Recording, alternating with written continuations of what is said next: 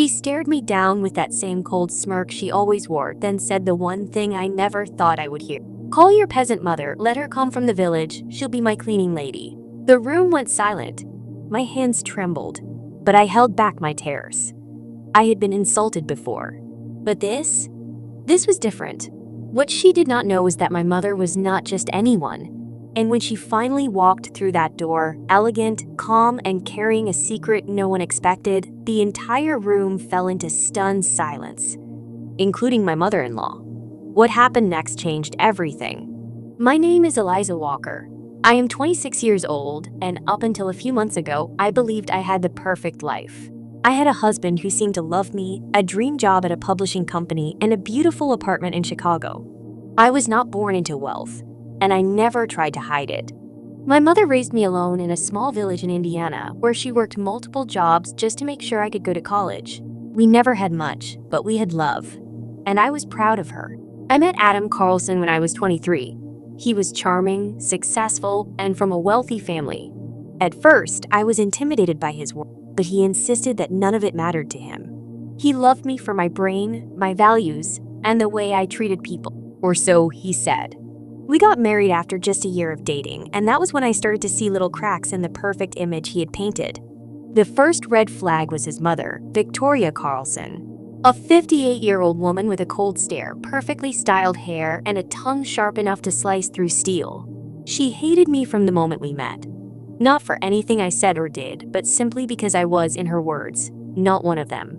Victoria came from old money. Her father had owned real estate all over the state, and she liked to remind everyone of that every time she walked into a room. I tried for months to win her over. I brought her flowers, helped her cook during holidays, and even laughed at her cruel jokes just to keep the peace. But she never warmed up to me. Instead, she would make passive-aggressive comments about my background. She once asked me if I knew how to use silverware correctly, or if we ate with our hands in the village. Adam always stayed silent. He told me to ignore her. "She will come around," he would say. But she never did. Then came the evening that changed everything. We were hosting a small family dinner at our apartment, just Adam, Victoria, his younger brother Caleb, and me. I had prepared everything from scratch, hoping maybe a home-cooked meal would finally show Victoria that I was worthy of her precious son. She barely touched the food. Instead, she sipped her wine and kept scanning me with her cold, calculating eyes. And then, out of nowhere, she said it. "Why do you not call your peasant mother?" she said, swirling her wine glass casually. "Let her come from the village. She can be my cleaning lady." The room went dead silent. Caleb choked on his drink. Adam looked down at his plate. No one said a word. I felt like the floor had disappeared under my feet. I stared at her, thinking I must have misheard. But she was serious. She looked me dead in the eye, waiting for my reaction. I wanted to scream. I wanted to cry. But I just stood there, completely frozen. My mother, who had worked her fingers to the bone to give me a better life, being reduced to a cleaning lady like she was dirt on Victoria's designer shoes. That was the moment something inside me broke. I did not say a word to her that night. I simply cleared the table, locked myself in the bathroom, and cried until I could not breathe. But I made a decision. I would invite my mother. Not to clean, but to show Victoria exactly who she was speaking about. My mother had sacrificed her entire life for me, and if Victoria wanted to look down on her, then she would do it to her face. What I did not know at the time was that this decision would unravel everything. Every lie, every secret, and every fake smile around me. Because when my mother finally walked through our door, she brought a truth so powerful that even Victoria Carlson, the queen of coldness, could not stand upright. The next morning, I called my mother. Her voice, as always, was warm and kind, despite how exhausted she sounded. I asked her to come visit me in Chicago. I did not mention anything about Victoria's insult. I simply said I missed her, which was true. I offered to pay for her bus ticket, but she refused. She said she had some business in the city anyway and would be happy to visit me. Business? That surprised me. My mother had never mentioned anything about working in Chicago. I assumed maybe she had a part-time job or a friend she was helping. I did not ask questions. I was too focused on what was coming. Deep down, I knew this visit would change things. I just had no idea how much. When I told Adam that my mother was coming, he looked uncomfortable. He rubbed the back of his neck and mumbled something about his mother not liking surprises. I told him it was not up for discussion. My mother would stay with us for a few days. He did not argue, but he clearly was not happy about it. Victoria showed up unannounced 2 days later, walking in like she owned the place. She claimed she had forgotten her scarf the last time she was here. I knew she had come to spy. I did not care. I was tired of trying to please her. When my mother arrived later that evening, she stepped into the apartment with the same quiet grace she had always carried. She wore a simple but elegant blue sari and a calm expression. Her hair was neatly tied back, and her eyes lit up when she saw me. I hugged her tightly, and for a moment, I felt safe. Victoria stood up from the sofa and turned slowly. The moment she laid eyes on my mother, her smirk vanished. For the first time, I saw her speechless. She stared at my mother like she had seen a ghost. Adam's face went pale. Caleb stood up from the dining table, his jaw slightly open. Something was wrong. My mother stepped forward and extended her hand. "Good evening," she said politely. "I am Priya Walker." Victoria blinked, nodded slowly, but did not take her hand. That was when Caleb finally spoke. "Wait, you are Priya Singh, the founder of Willow Foundation?" I turned to look at him, stunned. "What?" My mother smiled. "Yes, I started it years ago. Do you know it?" Caleb looked like he had just seen a celebrity. "Everyone knows it. You are the woman behind the women's business grants? My firm donated last year." I could barely process what I was hearing. The Willow Foundation was a non-profit I had heard of in passing, known for helping underprivileged women start small businesses across the Midwest. It was often mentioned in the even awarded by the governor once. And my mother, my humble, quiet, hardworking mother, was the founder? I turned to her in disbelief. "Why did you never tell me?" She looked at me gently. "Because I never wanted you to feel pressure to become someone important. I just wanted you to become someone kind." Victoria sat back down slowly, but the color had drained from her face. The woman she had called a peasant was not just respectable, she was admired. Respected. Powerful in ways Victoria could never buy with money. But the night was not done surprising us. Caleb, who had always been quieter and kinder than Adam, looked directly at his brother. "Did you know about this?" Adam shook his head, still frozen. My mother turned to Victoria. "I believe you made a comment about me becoming your cleaning lady?" Victoria opened her mouth, but no words came out. "I would not mind cleaning your heart," my mother said calmly, "but I fear it may be beyond saving." The room fell silent again. But the real twist came a few hours later when my mother and I were alone in the guest room, and she finally told me the full truth. She had not come just to visit. She had come to warn me. She had discovered something. Something about Adam. Something that made my stomach turn when she said it. I sat on the edge of the bed, staring at my mother. My heart was pounding. She looked at me with concern, but there was also a quiet resolve in her eyes, like she had been preparing for this moment. She pulled a folded envelope from her purse and handed it to me. "I was contacted by someone last week," she said softly. "At first, I thought it was a scam. But then they sent documents, photos, screenshots, all connected to Adam." My hands trembled as I opened the envelope. Inside were printouts, copies of emails, flight tickets, and images of Adam with another woman in New York, in a hotel suite. I felt like I had been punched in the stomach. "I needed to see you with my own eyes before showing you this," she continued. "I hoped I was wrong. I prayed it was a misunderstanding. But it was not. Adam had been cheating on me for months. The woman's name was Isabella. She worked for a luxury marketing firm, and apparently they had met during a campaign he was funding. The dates on the emails matched the times he had told me he was on business trips. All those times I waited for him with dinner, thinking he was just busy. All those nights I slept alone, defending him in my heart. My hands went cold. But what shocked me more than the betrayal was the final piece of paper in the envelope, a draft of a prenup, one I had never signed. It stated that in the event of a divorce, I would receive nothing. Not the apartment, not the joint investments, nothing. And it was dated 3 weeks before our wedding. "But I never signed this," I whispered. "I know," my mother said. "He never asked you, but he planned to. He just waited until you were married and vulnerable. And then he kept it quiet, hoping you would not question it." I stood up. My knees almost gave out.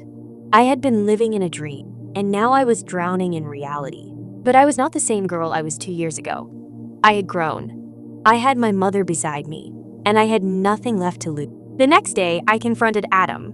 He came home late, as usual, and I was waiting for him in the kitchen. I did not raise my voice. I simply handed him the envelope. He looked through the papers and turned pale. Then he tried to laugh it off. "Where did you get this? Are you spying on me?" "You lied to me," I said quietly. "Every single day." He stepped forward, trying to play the victim. "It did not mean anything. You are overreacting." I said nothing. I let him talk. Let him dig his own grave. Victoria walked in halfway through the conversation. She must have heard everything. She looked at her son, then at me, and for once, her expression was not filled with hatred. It was fear. She knew. Maybe not about the affair, but she had known about the prenup. Her silence said everything. But I was not going to cry. Not this time. Instead, I told Adam to leave. I gave him 72 hours to remove his things from the apartment. I made it clear if he did not, I would make the documents public. The affair. The fraud. Everything. He tried to laugh, but I could see the panic in his eyes. His perfect world, the one built on charm and lies, was crumbling. But what none of us knew was that the biggest secret was still buried. One that had nothing to do with Adam, and everything to do with Victoria. And it was my mother who would uncover it. The next morning, my mother and I went for a walk. I needed air. I needed clarity. The streets of Chicago buzzed with normalcy, while my world felt like it was in slow motion. I was quiet for a while, just listening to the sounds of the city, until my mother gently asked, "Do you want to know why Victoria looked so terrified yesterday?" I turned to her, confused. "Because Adam's secret came out?" She shook her head. "No, it was not just that." She recognized me. My heart skipped. "From where?" 20 years ago, my mother said. "Long before you were born, I worked as a legal secretary. Just for a few months in a high-profile law firm downtown. I was still new to the country, but I was good at my job. One day, I stumbled on a file, a private one that was not supposed to be in my department." She paused. Her voice grew tighter. It was a record of an old lawsuit, a cover-up involving environmental violations and stolen funds from a public housing project. The name signed on every page, Victoria Lambert.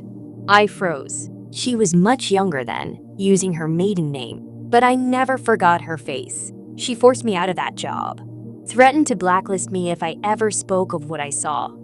I lost everything in that moment, my job, my housing support. I had to start all over. I stood there, stunned. "She ruined your life?" "For a while," my mother said calmly. "But I built something better from it." I could hardly believe what I was hearing. Victoria had not just insulted my mother out of snobbery, she had a personal history to protect. She recognized her the moment she walked into our apartment. That explained her silence. That explained the fear. My mother had proof. She had kept a copy of the file all these years. Hidden. Protected. Waiting. And now, it was time to use it. Later that evening, we invited Caleb to join us for dinner. He was the only member of Adam's family who had shown me any. I wanted to see where he stood. When he arrived, I watched him closely. He greeted my mother with genuine respect. He sat with us, listened to what we had to say, and when I finally told him about the affair and the prenup, he did not act surprised. "I had my suspicions," he admitted. "Adam has always been careless with people." But then he leaned forward and looked straight at my mother. "What do you plan to do with what you know about Victoria?" My mother smiled. "That depends. She could make things right, or she could try to bury the truth again. I just want justice." Caleb nodded slowly, then added something I did not expect. "She has been embezzling from the family foundation for years. My father never knew, and after he passed, she took full control.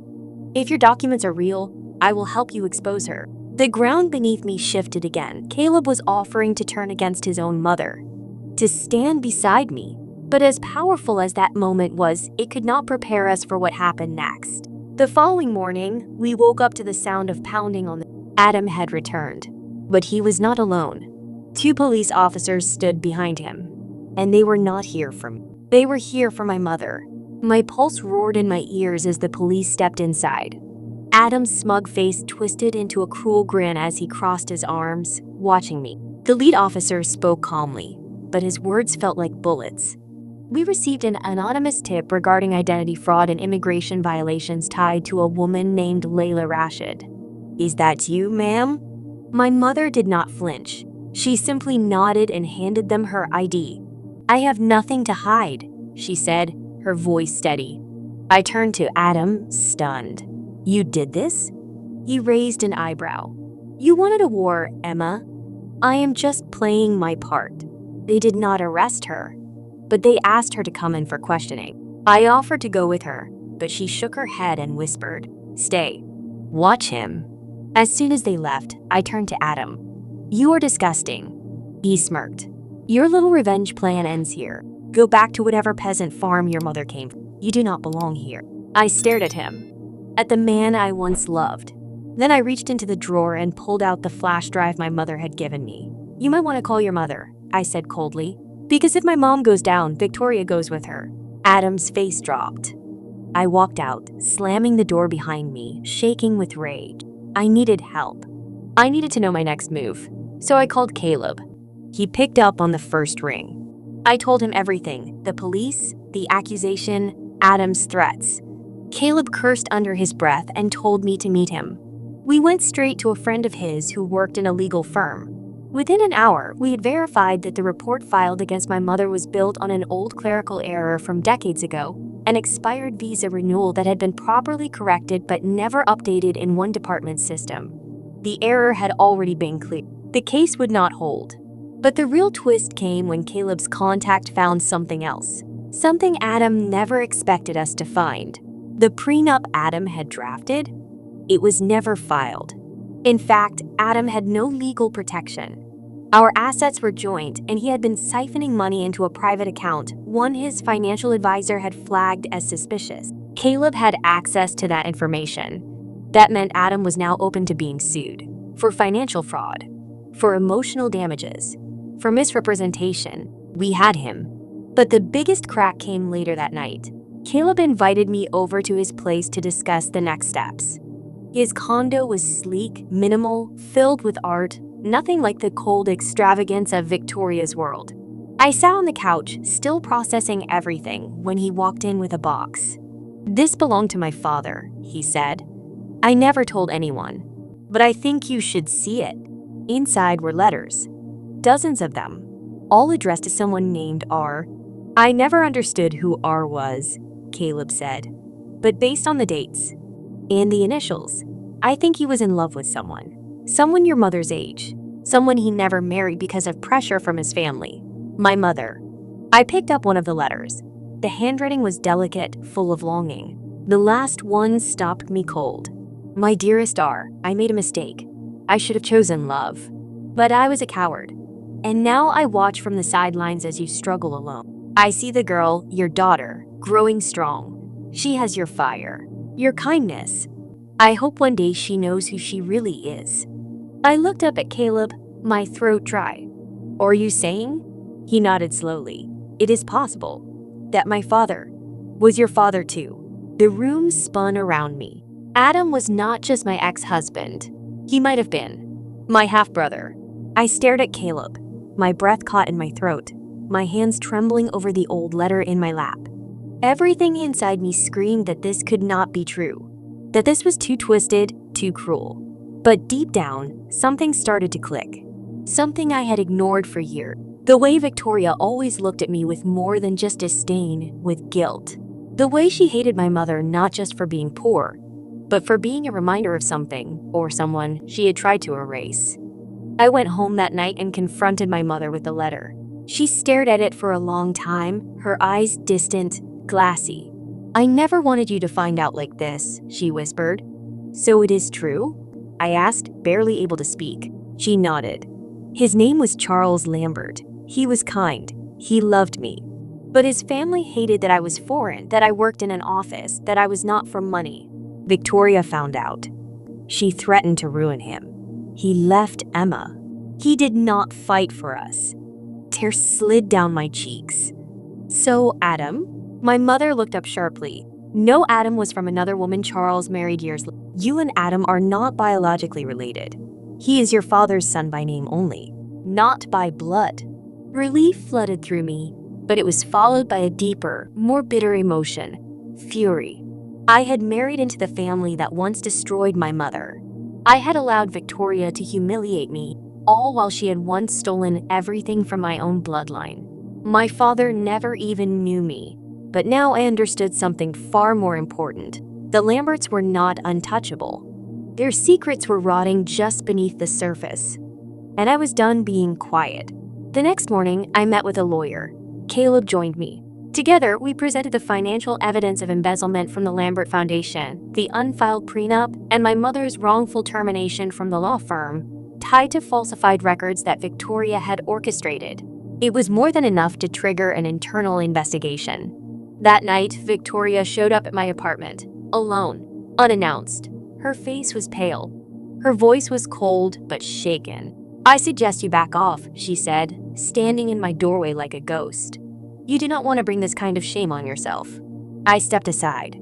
"You are already too late. The shame has always been yours." She tried to laugh. "You are just a girl from nowhere. You think you can take down a family like ours?" I handed her a copy of the letter, the one her late husband wrote to my mother. Victoria's hands trembled. "You knew," I said, "and you tried to erase us. But you cannot erase the truth." Then I added, "And if you try to destroy my mother again, I will go public. And trust me, the press will eat this story alive. Rich widow covers up affair, ruins immigrant's life, steals millions from charity funds." Would make a great headline, do you not think? Victoria did not respond. She just left. The silence after she closed the door was deafening. But the next day, I received an envelope. No name, no return address. Inside was a single-page document. It was a revised will, dated 3 months before Charles Lambert's death.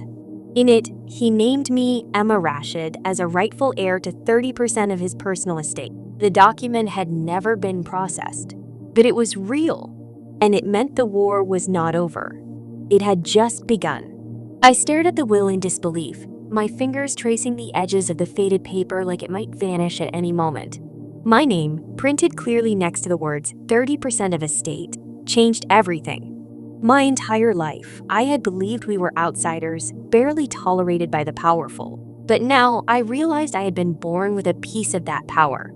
It had just been hidden from me. I took the document to the lawyer, and after hours of verification and cross-referencing, he looked at me with a stunned expression. "This was suppressed," he said. "It was never submitted to probate. Someone made sure it disappeared." We both knew who that someone was. Victoria. But if she thought she could bury me, she had made a fatal mistake. Because this time, I had nothing left to lose. The lawyer immediately filed a petition to reopen the estate settlement based on the new evidence. This would trigger a full investigation into Charles Lambert's will and the circumstances around his death, which had always been listed as a heart attack, but with no autopsy. That detail suddenly felt less like a formality and more like a strategy. 2 days later, Caleb called me in a panic. "They froze my accounts," he said. "All of them. Victoria is retaliating. She is dragging me down with her." I told him to come over. He did, furious, pacing, unraveling. "She told the board I leaked private documents. I have been suspended. Effective immediately." I clenched my fists. She is losing control. That is why she is panicking. But then Caleb looked at me, his face pale. "She also said something else. That she had proof you used your relationship with Adam to manipulate family money. That you married him for access. And now she is trying to build a fraud case against you." I felt cold rush through me. I had expected her to fight back, but not like this. "She wants to ruin your name," Caleb said. "If the board believes her, they could block the petition to validate your claim to the inheritance."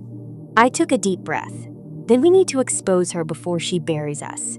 The next morning, I went to the charity gala that Victoria herself was hosting in her late husband's name. It was a room full of wealthy donors, media, board members, and socialites. Victoria wore her usual armor: a sleek designer dress, sharp heels, and a smile that never touched her eyes. I walked in, straight past the shocked stares. In my hand, I held a flash drive.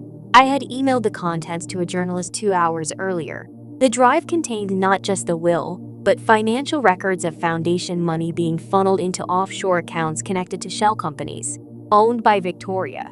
I walked onto the stage, interrupting her speech. "Excuse me, everyone. I apologize for the interruption, but there is something you all deserve to know before donating to this foundation." The crowd hushed. Victoria turned red. "This foundation is a lie," I continued. "Millions have disappeared, and I have proof. I am Emma Rashid, the rightful heir to Charles Lambert's legacy, and the daughter of the woman Victoria tried to erase." Gasps, flashes of cameras, whispers rising like a wave. Security moved in, but it was too late. The story hit every major outlet within the hour. Victoria's world began to collapse. That same night, the police arrived at my door again, but this time, not for my mother. They were looking for Victoria. She had fled the city, but she had left someone behind. Adam. And when he showed up at my place the next day, desperate and pale, he was not the same arrogant man I had once loved. "I did not know," he said quietly, "about your father. About any of it. She used me too." I stared at him. "And now?" "She wired money into my account, asked me to run. I do not want to. I want to help you. To testify, if you let me." It was the last twist I expected. But I was not sure if I could trust him. Not yet. Not when the truth had cost me so much. I looked at Adam, standing in the same hallway where he had once told me to call my peasant mother to be their maid. Now his eyes were full of regret. But regret did not erase the damage. And I was not the same woman who had quietly swallowed my humiliation. "You want to testify?" I asked slowly. "Why now?" "Because everything I built is falling apart," he admitted. "The board froze my shares. Clients are backing out. My phone has not stopped ringing with reporters. And the worst part? I deserve it. But you don't. I watched my mother destroy everything she touched, including you. Let me fix at least one thing." I let him in. Not into my heart. Not yet. But into the strategy. Because if Adam could testify to the offshore accounts, the forged prenup, and the threats Victoria made behind closed doors, it would solidify my case. Not just for the inheritance, but for criminal charges against her. And he had one more thing to offer.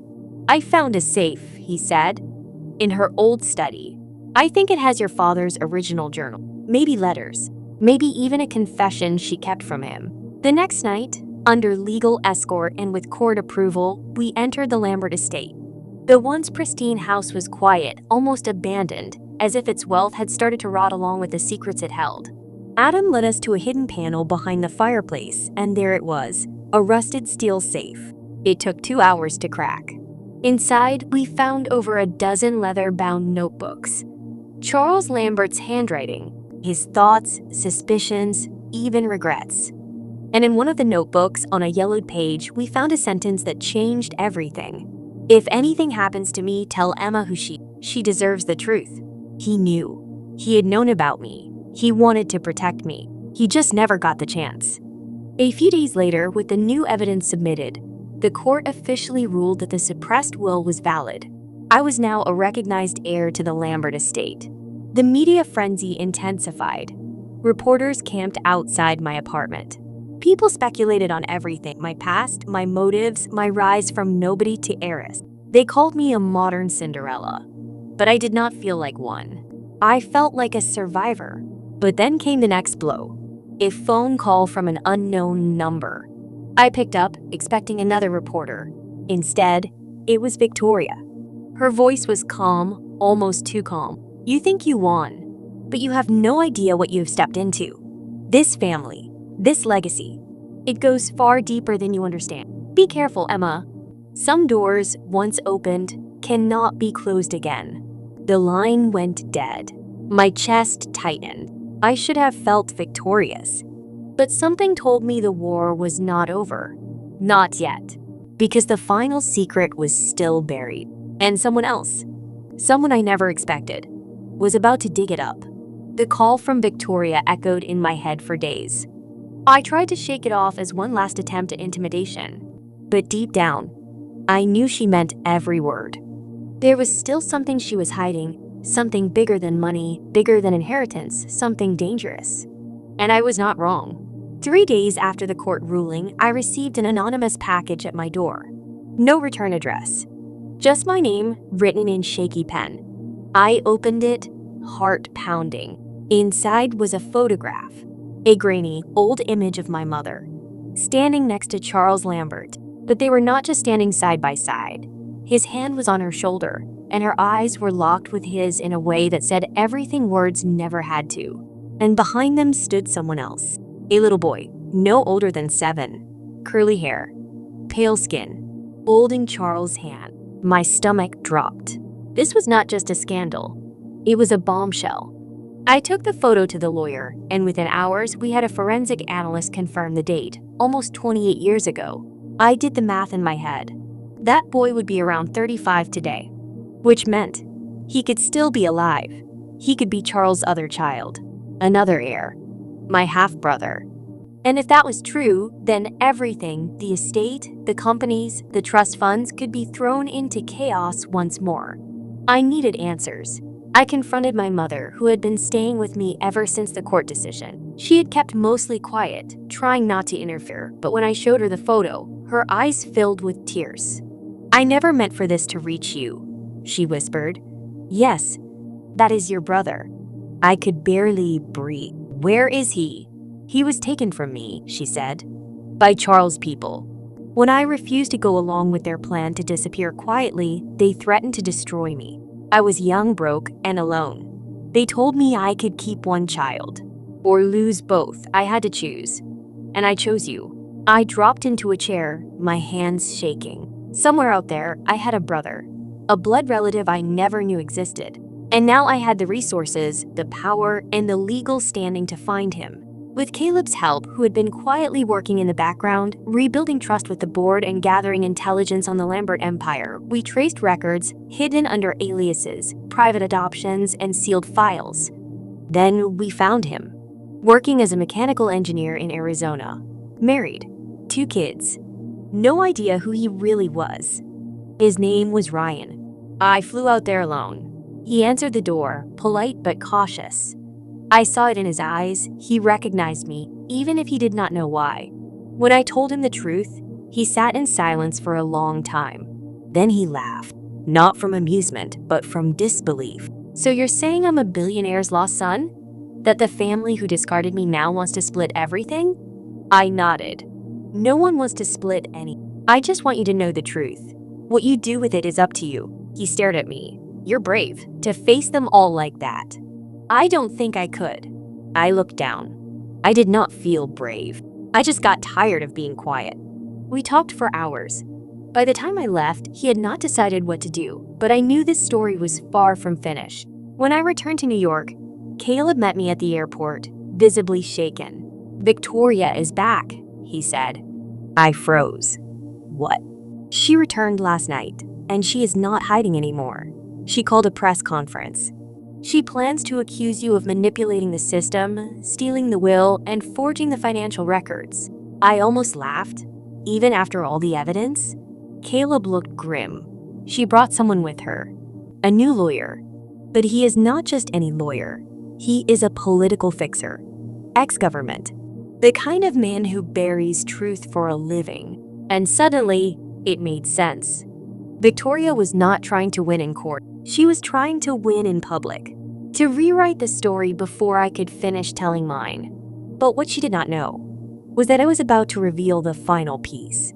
Something so devastating, even she would not recover from it. The press conference was scheduled for noon. A luxury hotel ballroom in Manhattan, complete with crystal chandeliers, velvet ropes, and enough media presence to make it feel like a presidential announcement. Victoria had always loved theatrics, and this time was no different.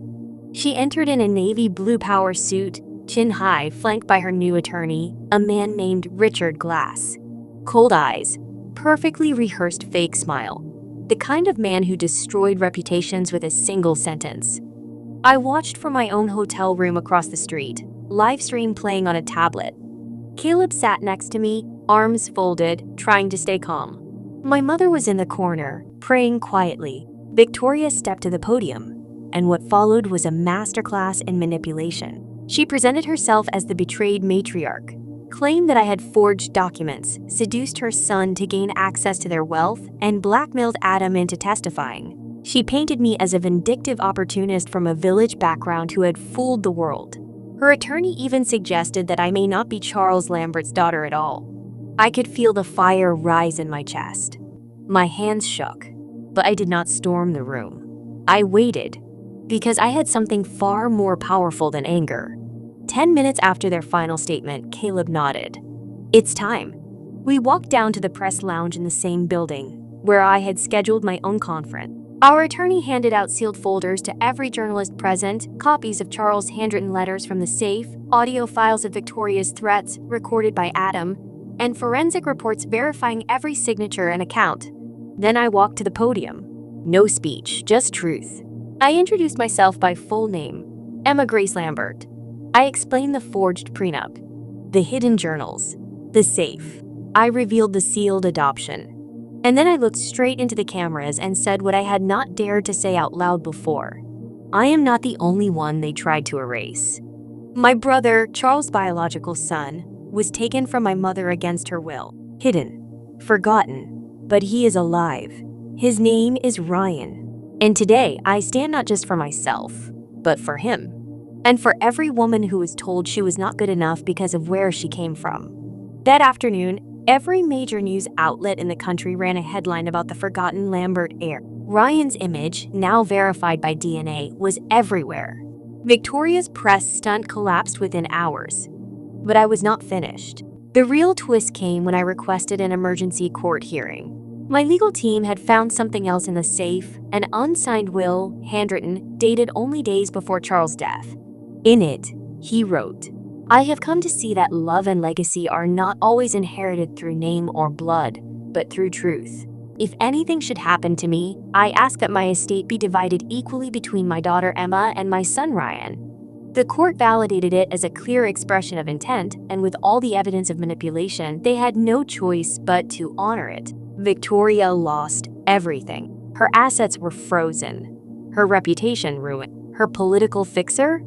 He withdrew the next morning and issued a public apology. Adam? He stepped away from the company, issued a statement of support, and started therapy. We did not get back together. Some fractures run too deep, but we were no longer enemies. As for Ryan, he accepted his role. Slowly, carefully, but proudly. He moved to New York with his family and joined the board as co-chair with me. And my mother? She stood beside me during the company's rebranding event, tears in her eyes as the crowd applauded. She was no longer the peasant from the village. She was the woman who raised a warrior. I did not rise from ashes. I rose from silence, and I learned that the most dangerous weapon against cruelty is truth spoken out loud. Because once the truth enters the room, even the most powerful fall silent. If you found this story powerful, do not forget to like, comment, and share your thoughts below. Subscribe for more real, emotional, and twist-filled stories that remind us all strength comes from the most unexpected places.